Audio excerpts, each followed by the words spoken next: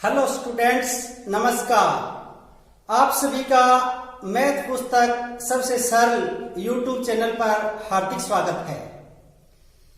हमने कल महत्तम समापवर्तक तथा लघुत्तम समापवर्त्य मैस्य और लयस्य के बारे में जाना, उसकी परिभाषा पढ़ी, अर्थ समझा और उनको हल करने की जो विधियां थी, भाग विधि, गुणनखंड विधि, ये विधियां हमने पढ़ी। आज हम उनसे संबंधित जो महत्वपूर्ण प्रश्न हैं प्रतियोगी परीक्षाओं में, जैसे बैंक की परीक्षा है, पटवार परीक्षा है, या फिर कोई गणित से रिलेटेड, सामान्य गणित से रिलेटेड कोई अन्य प्रतियोगी परीक्षा है, उन परीक्षाओं में आए हुए सवाल जिन पर हम चर्चा करेंगे और आगे आने की उनमें संभावना भी रहेगी, ऐसे सवालों के बारे में हम पढ़ेंगे। और हमारा यहाँ ध्यान ये रहेगा कि उनको हम कम से कम समय में कैसे हल करें। इसी क्रम में अपना एक ये पहला सवाल आपके सामने बोर्ड पर है। सवाल है 259/407 का सरलतम रूप है। देखिए, ये एक भिन्न है। ऊपर की संख्या छोटी है, नीचे की संख्या बड़ी है, उचित भिन्न है। और भिन्न का हमने सरल रूप करना सीखा था भिन्नों के अंदर। इसमें क्या है कि ये थोड़ी बड़ी भिन्न है। अब इस बड़ी भिन्न को हम सरलतम रूप से कैसे लिखते हैं? अगर परीक्षा में ऐसा सवाल आता है तो इससे सरल शायद सवाल और कोई नहीं होगा, लेकिन समय सबसे ज्यादा बर्बाद ऐसे सवाल ही कर देते हैं। अब समय कैसे बर्बाद करते हैं? देखिए, मैं आपको बताना चाहूंगा यहाँ कि अगर 16/20 का सरलतम रूप पूछा हुआ होता तो हमें चंद ही सेकंड लगते। इनको हम फटाफट 2 से काट देते, 8/10 और काट देते 4/5 और ये सरलतम रूप अपना आ जाता और उत्तर हम दे देते। लेकिन जब बात बड़ी भिन्न की आ जाए और वो आसानी से 2 और 3 से कटे भी ना, तो फिर समय जाया होना निश्चित है। अब देखिए, इस भिन्न को हम सरल करने के लिए क्या करते हैं कि इसको 2 से काटने का प्रयास करते हैं। विषम संख्या है, 2 से नहीं कटने वाली। फिर हम इसको 3 से काटने का प्रयास करते हैं तो 8 या 24, 19, फिर ये भी 3 से नहीं कटने वाली। फिर 2 से नहीं कटी, वो 4 से भी नहीं कटेगी, 5 से भी नहीं कटने वाली, लास्ट में 0 और 5 नहीं है। और जो 2, 3 से नहीं कटी, वो 6 से भी नहीं कटेगी। फिर 7 से देखते हैं, 7 या 21, 4 49, ये 7 से कट जाएगी। लेकिन इसको देखते हैं, फिर ये 7 से कटेगी नहीं, तो 7 5 35 और 5 57, 8 7 56, ये 7 से नहीं कटेगी। फिर ये 8 से नहीं कटेगी, फिर ये 9 से नहीं कटेगी, फिर ये 10 से नहीं कटेगी। इस तरह से क्या हम देखते जाएंगे ये किस संख्या से कटने वाली है। ऐसा ऐसा हम देखेंगे, 10 तक पहुंचेंगे, फिर 11 से नहीं कटेगी, 12 से नहीं कटेगी, 13 से भी नहीं कटेगी, तो फिर हमारा जो सिस्टम है वो गड़बड़ हो जाएगा और समय अपना बहुत ज्यादा निकल चुका होगा। तो ऐसे सवालों को हम सरलतम रूप करने के लिए क्या करें, उस समय अपना न लगे। ऐसे सवालों का मैं से ज्ञात कर लेना चाहिए तुरंत ही। इन दोनों संख्याओं का क्या ज्ञात कर लेना चाहिए? मैं से। अगर हमने मैं से ज्ञात कर लिया तो मैं से वो बड़ी से बड़ी संख्या है जिसका जो दी गई संख्या उनमें पूरा पूरा भाग जाता है। तो ऐसी संख्याओं को हम मैं से के द्वारा आसानी से सरल करने का प्रयास करते हैं। देखिए हल, ये 2 संख्या हैं। बड़ी वाली संख्या को अंदर ले ली हमने और छोटी वाली संख्या को बाहर। इसको इसमें भाग देंगे तो 259, यानी 2 से देंगे तो ये 500 से ऊपर चली जाएगी। इसमें से ये घटाएंगे तो ये हो गया 8 और यहां बचे 9 में से 5 गए 4 और इधर 3 में से 2 गए 148। जस्ट आगे क्या कर देंगे, भाग का निशान कल मैंने बताया था, भाग विधि से मैं से ज्ञात कर रहे हैं। तो जैसे ही शेष फल आए तुरंत ही उसके आगे भाग का निशान लगा करके जिस संख्या से भाग किया है उसको अंदर बैठा देंगे और फिर 1 से जाएगा और 148। 148 को इसमें से घटाएंगे तो 111 और 111 बचते ही शेष आगे हम भाग का निशान लगा करके जिस संख्या से भाग किया था उसको अंदर ले जाएंगे और फिर इसका भाग देंगे तो 111, इसमें से घटाएंगे तो 37 और जस्ट आगे भाग का निशान लगा करके जिस संख्या से भाग दी थी उसको अंदर ले जाएंगे। अब इसका इसमें भाग देंगे तो 3 से पूरा पूरा जाएगा। देखिए 7 या 21, 2 3 या 9 और 2 11, 111, यानी 37 को 3 से गुणा करते हैं तो 111 आता है। यहां 37 एक ऐसी संख्या है जो में से है और इस संख्या से इन दोनों संख्याओं में पूरा पूरा भाग जाता है। अब देखिए हमने में से निकाल करके 37 उत्तर निकाल लिया तो 37 का इन दोनों संख्याओं में पूरा पूरा भाग जाएगा। अब 37 तक हम पहुंचते तो वैसे तो हम घंटा भर लग जाता और घंटा भर तक भी हम इसमें नहीं पहुंच पाते कि ये संख्या किस संख्या से कटने वाली है। और यहां हमने अब आसानी से पता कर लिया कि ये 37 से दोनों संख्याएं कट रही है, तो फिर हम इसको 37 से काट देते हैं और अपना उत्तर प्राप्त करते हैं।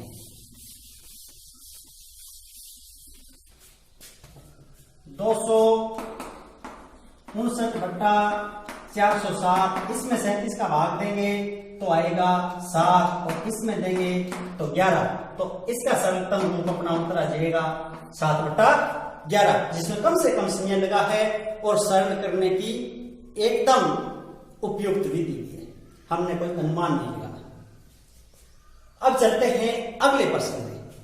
अगला प्रश्न ऐसा ही एक प्रश्न और लेते हैं, दे दिया जाए और पूछ लिया जाए कि इसका लय से ज्ञात करो, तो हम ये सोचेंगे कि इसका लय से हम कैसे ज्ञात करें, लेकिन बहुत आसान है। ये यहां इन संख्याओं में गुणनखंड किए हुए हैं, अभाज्य गुणनखंड किए हुए हैं, यानी 2 को 2 बार गुणा में है, 3 को 5 बार है, 5 को 3 बार है। यहाँ ये ध्यान से देखें। और मैंने बताया था कि जब लय से ज्ञात करेंगे और अभाज्य गुणनखंड है तो जो संख्या ज्यादा बार आई हुई है वही उसका लय से होगा। तो इसमें 2 देखो 2 बार आई है, इसमें 4 बार, इसमें 1 बार, तो इन संख्याओं में से 2 की घात 4 है वो सबसे ज्यादा है। और आगे देखेंगे 3, यहाँ 5 बार, यहाँ 2 बार, यहाँ 4 बार, तो आ जाएगा 3 की घात 5 और यहाँ आ जाएगा 5 की घात, आप देखो यहाँ 3 है, यहाँ 2 है, यहाँ 5 है, तो 5 की घात 5। ये इसका अपना जवाब हो जाएगा लेस। इस संख्या का ये है जो लेस है। तो बहुत आसान है, में से ज्ञात करना होता है तो इसमें से कॉमन लेते हैं और जो कॉमन आएगा वही इसका में से होगा। तो इसमें 2 4 1, तो यहां 2 आएगा में से के लिए, यहां 5 2 और 4, तो यहां छोटी वाली 3 है वो आएगी और यहां 5 की घात 2 है वो आएगी। तो इसमें में से ज्ञात करना है तो इसका मैं साथ ही बता देता हूं कि 2 की घात 1 गुणा में 3 की घात 2 गुणा में 5 की घात 2, ये इसका में से हो जाएगा। चलिए अब अगला सवाल लेते हैं, सवाल नंबर 3। ये सवाल बैंक परीक्षा 2008 में आया हुआ है। सवाल है 2 संख्याओं का लय से 1920 और में से 16 है। क्या दिया है? लघुत्तम समापवर्त्य और महत्तम समापवर्त्य। यदि एक संख्या 128 हो तो दूसरी संख्या ज्ञात करो। ऐसे सवाल अक्सर परीक्षाओं में पूछे जाते हैं। तो इस सवाल का हम हल कैसे करेंगे? यहां अपने को लघुत्तम समापवर्त्य और महत्तम समापवर्त्य पहले दे करके एक संख्या दे करके दूसरी संख्या पूछी गई है। तो इसका सूत्र होता है, यहां लिखो एक संख्या, यानी एक संख्या का यहां पहली संख्या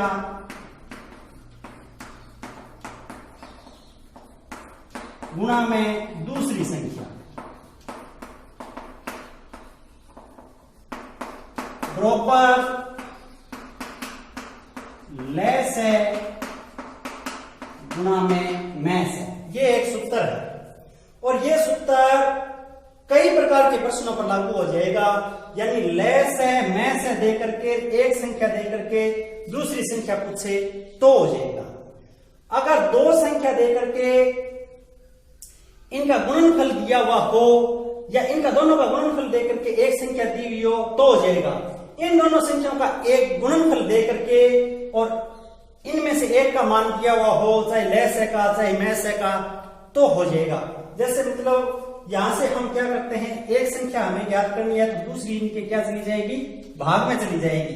अगर इनमें से एक मान ज्ञात करना है तो वो दूसरे की तरफ भाग में आ जाएगा।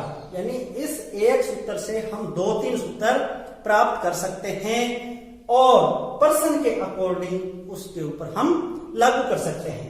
तो यहां देखिए एक संख्या 128 दे रखी है, एक दूसरी संख्या हमें ज्ञात करनी है। तो दूसरी संख्या ज्ञात करने के लिए अपना सूत्र ये इस तरह से हो जाएगा, लेस है गुणा मैस है बटा पहली संख्या।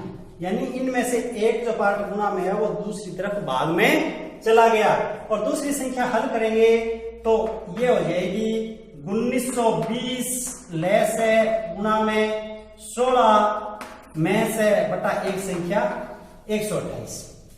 ठीक है, अब इसको हम काट करके उत्तर ले लेते हैं। इसको इससे काटेंगे तो ये कट जाएगा। 16 को हम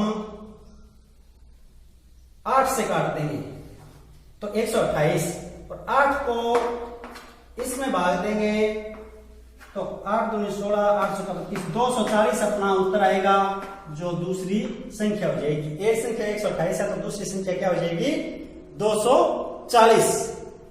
इस प्रकार के सवाल परीक्षा में आते हैं और इनको बदल करके भी पूछ लिया जाए तो भी हमें कहीं किसी प्रकार की झिझक नहीं होनी चाहिए। यानी कि यहां दो संख्याओं का गुणनफल दे दे, सीधा ही दोनों संख्या न दे और इनमें से एक मान दे दे तो हम दूसरा मान ज्ञात कर सकते हैं। और जब हम दूसरा मान ज्ञात कर देंगे तो इन दोनों संख्याओं का मान भी हम ज्ञात कर लेते हैं। कई बार दोनों संख्याओं का अंतर दिया होता है, कई बार इस तरह से पूछ लिया जाता है कि एक संख्या दूसरी संख्या का इतना हिस्सा है, जैसे 1/5वां भाग है या जो भी हो। ऐसे प्रश्नों को हल करने के लिए अपना जो ये सूत्र है वो हमें याद रखना पड़ेगा। अगला सवाल है, दो संख्याओं का अनुपात 3:4 है और उनका मैस 4 है तो उनका लैस है ज्ञात करो। यहां अनुपात में दी हुई संख्या नहीं दी गई है और मैस दे रखा है। तो ऐसे प्रश्नों को हल करने के लिए सबसे पहले हम उन संख्याओं का मान ज्ञात करते हैं, फिर उनका लैस ज्ञात करते हैं। तो संख्या हम ज्ञात करेंगे तो अनुपात जो दिया हुआ होता है उसको मैस से गुणा कर देंगे तो गुणा करने से अपने को वो संख्याएं प्राप्त हो जाएंगी। देखिए यहां अनुपात, संख्या का अनुपात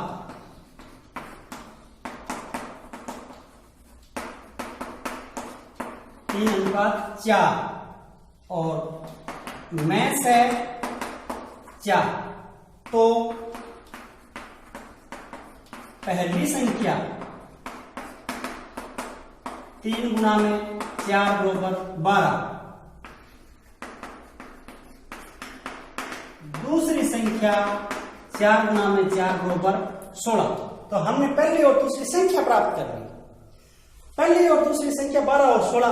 अब इनका लैस ज्ञात करो, कोई दिक्कत नहीं। इनमें से पूछ ले बड़ी छोटी, तो बड़ी छोटी को तो हमें पता ही है, ये 3 अनुपात में तो छोटी है और ये 4 अनुपात में तो बड़ी है। कई बार पूछ लिया जाता है ऐसा सवाल जो साधारण सा होता है। अब इन दोनों का क्या करना है, लैस है तो 12 और 16 का हम लैस है ज्ञात कर लेते हैं भाग विधि से। और इस तरह से हमने कल सीखा था लैस है ज्ञात करना। और इन संख्याओं को आपस में गुणा करते हैं तो 4 × 3 12 × 2 24 × 2 48। तो इनका जो आएगा वो लैस आएगा, वो 48 अपना उत्तर होगा। चलते हैं अगला सवाल। चलिए अपना अगला सवाल है 5 नंबर। 3 अलग अलग बर्तनों में दूध की मात्रा 145, 203 और 377 लीटर है। एक माप की अधिकतम क्षमता क्या है जिससे तीनों बर्तनों में रखे दूध को पूरा मापा जा सके। यानी कि 3 बर्तन हैं अलग अलग और उनमें एक में तो 145 है लीटर और दूसरे में है 203 लीटर और तीसरे में 377 लीटर। और हमें एक ऐसा माप लेना है जिस माप से, और वो भी अधिकतम क्षमता का, छोटी क्षमता का तो 1 लीटर का माप ले लेंगे और सभी को माप देंगे, ऐसा नहीं है। यहां एक शब्द है अधिकतम क्षमता का। तो एक माप जिसकी अधिकतम क्षमता क्या है, जिससे हम तीनों बर्तनों के दूध को पूरा पूरा माप सकें। तो इसलिए हम इन सभी संख्याओं का क्या करते हैं, मैं से ज्ञात करते हैं। और ऐसे प्रश्न पूछे जाएं तो हमें उनका मैं से ही ज्ञात करना है। इसी प्रश्न को बदल करके कई रूपों में पूछा जा सकता है। जैसे एक पेड़ों की संख्या दे दी जाए और उन संख्याओं को लाइनों में, कतारों में लगाना है, वो बरोबर बरोबर आए कतारें, इस हिसाब से भी पूछा जा सकता है। कई बार अन्य कोई किसी को ये जो पेन है या पेंसिल है ये वितरित करनी है बच्चों की संख्या में, और इनको मतलब पेन पेंसिल को किस हिसाब से वितरित करें ताकि इन सभी बच्चों को क्या है पूरा पूरा बांटा जा सके। इस तरह से इस टाइप के प्रश्नों को कई प्रकार से बनाया जा सकता है और सभी का उत्तर एक ही प्रकार से दिया जाएगा। और वो एक ही प्रकार है उन संख्याओं का मैं से ज्ञात करके। तो यहां इसको हम हल करेंगे तो इन तीनों संख्याओं का मैं से ज्ञात करेंगे। तो तीनों संख्याओं का मैं से ज्ञात करेंगे। ये संख्या हो गई 145, 203 और 377।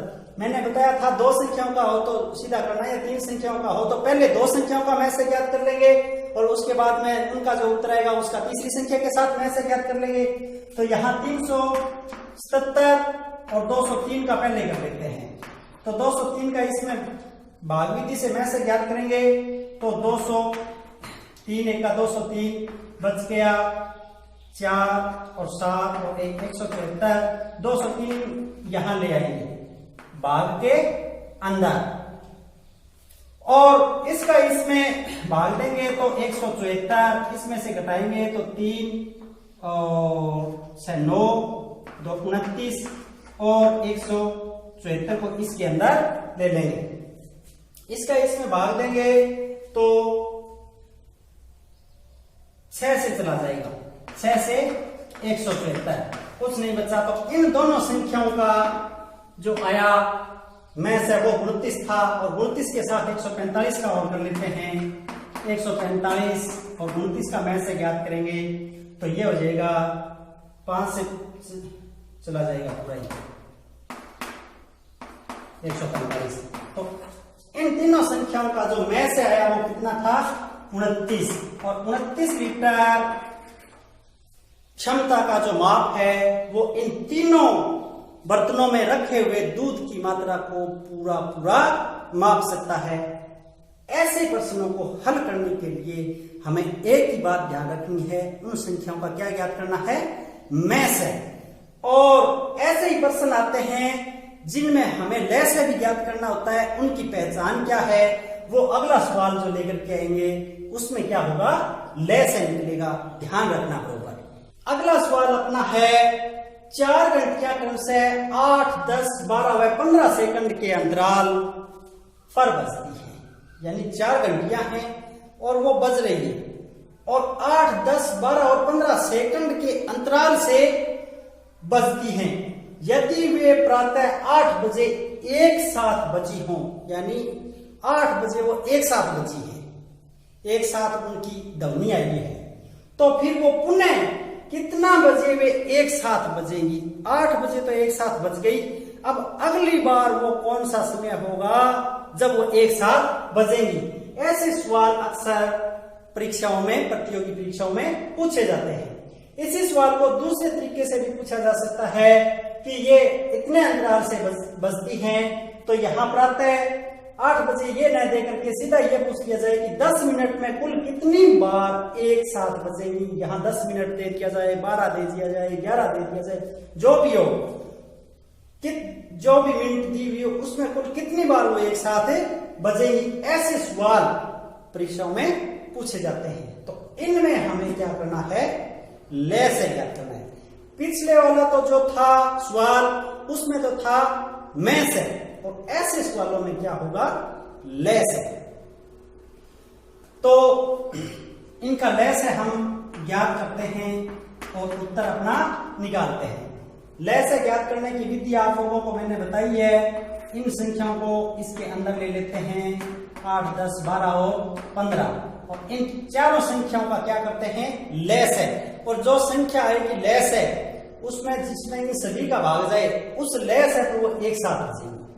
जैसे इसका 2 का भाग देते हैं तो इनको डिवाइड करके यहाँ ऐसे लिख दिया, फिर 2 का देते हैं ऐसे लिख दिया, फिर 2 का देते हैं। अब इनमें 2 का और भाग नहीं जाएगा तो 3 का जाएगा, 3 का देते हैं। अब इनमें 3 का भी नहीं जाएगा, 5 का भाग देते हैं और सारी संख्याएं एक एक में तब्दील हो गई। और जो ये संख्याएं आई इनका हम जब गुणा के रूप में लिख देंगे और गुणनफल हल करेंगे वो इनका क्या होगा लय है। 5 × 3 15, 15 × 2 30, 30 × 2 60, 60 × 2 120। अपना जवाब आया 120। 120 सेकंड के बाद वो एक साथ बजेंगे। 120 सेकंड के बाद वो एक साथ बजेंगे। 120 सेकंड का मतलब होता है 2 मिनट। कितने होते हैं 2 मिनट, यानी 60 सेकंड का 1 मिनट हुआ तो 120 सेकंड का मतलब 2 मिनट। 8 बजे वो एक साथ बची हैं तो 8:02 पर वो पुनः एक साथ बजेंगी। अपना जवाब आ जाएगा 8:02 पर। कितना 8:02 पर वो पुनः एक साथ बजेगी। या फिर हमें ये ऐसे समय न पूछ करके ये पूछ लिया जाए कि 10 मिनट में कुल कितनी बार बजेगी। तो यहां देखो, यहां से टाइम स्टार्ट होता है 8 बजे से। यहां पर क्या हुई एक साथ बची और इसके बाद में 2 मिनट पर, इसके बाद में 4 मिनट पर, इसके बाद में 6 मिनट पर, इसके बाद में 8 मिनट पर और इसके बाद में 10 मिनट पर।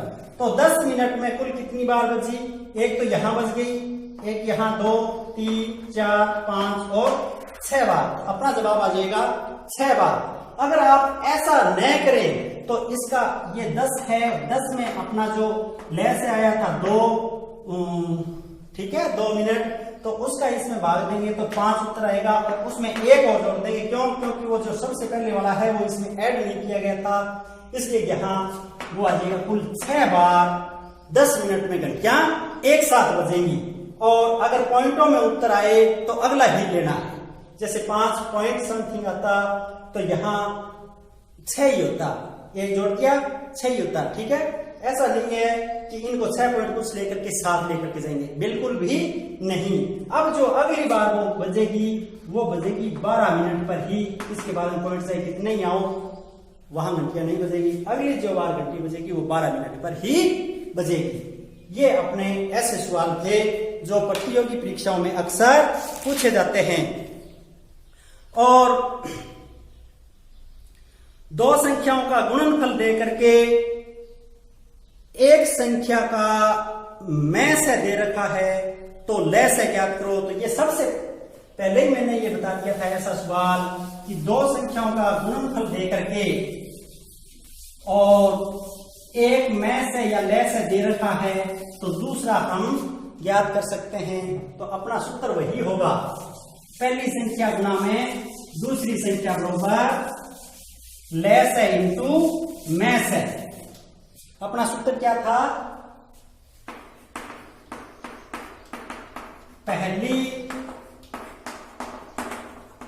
संख्या गुना में दूसरी संख्या बराबर लय से गुना में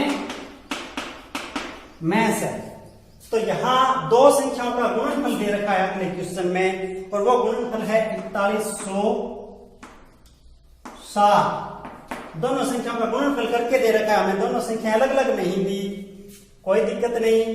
लय से ज्ञात करना है और मैं से दे रखा है तो यहां लिख दिया लय से और यहां लिख दिया मैं से, और मैं से दे रखा है 37। तो यहां लय से ज्ञात करेंगे तो कोई दिक्कत नहीं है, अपने बहुत ही सरलता से 4107 में और 37 का भाग दे देंगे। जो अपना उत्तर आएगा वो उसका लय से होगा।